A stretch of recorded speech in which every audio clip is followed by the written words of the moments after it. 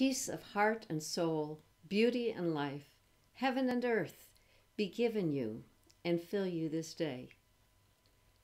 This week's verses are all from Jesus' Sermon on the Mount, found in the 6th chapter of Matthew. I'm beginning today with the Beatitude found in verse 6. Happy are people who are hungry and thirsty for righteousness, because they will be fed until they are full. This is the word of the Lord. And here are my thoughts. Which is the best word to use for the Beatitudes? Happy or blessed?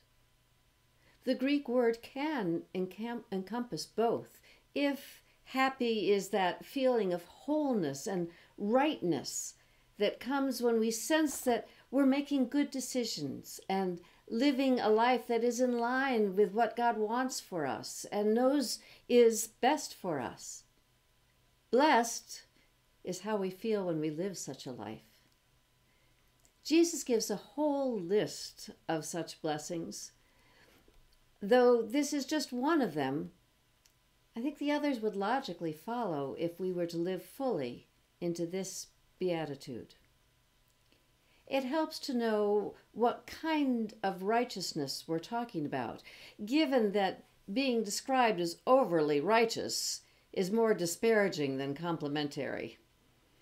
Those who measure righteousness by rigid adherence to one human interpretation of all God's teachings, those are not terribly hungry or thirsty for such understanding, because they think they already have it. They could be quite judgmental of those with other interpretations, while they themselves may be missing the point.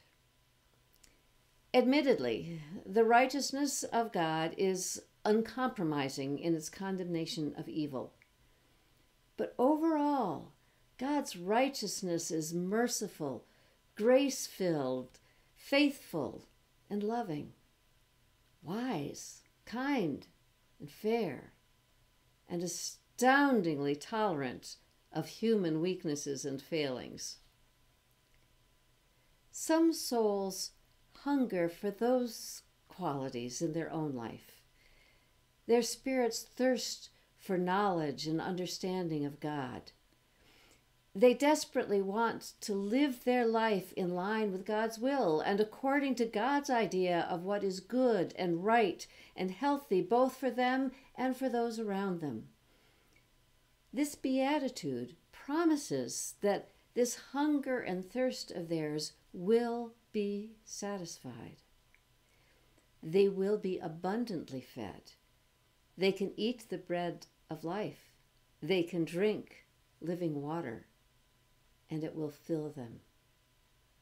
So be it.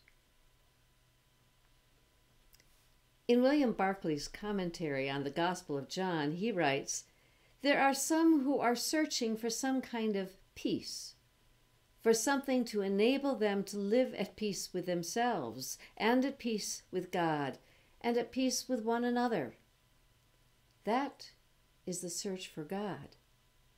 That is the aim that only Jesus Christ can meet and supply." I leave you with a blessing. May you know the empty places in your life, that you may hunger and thirst for God to fill them. And as you go through this day, may you feel God's love deep down in your heart and sense God's peace enfolding you, for both are there. You are blessed. Amen.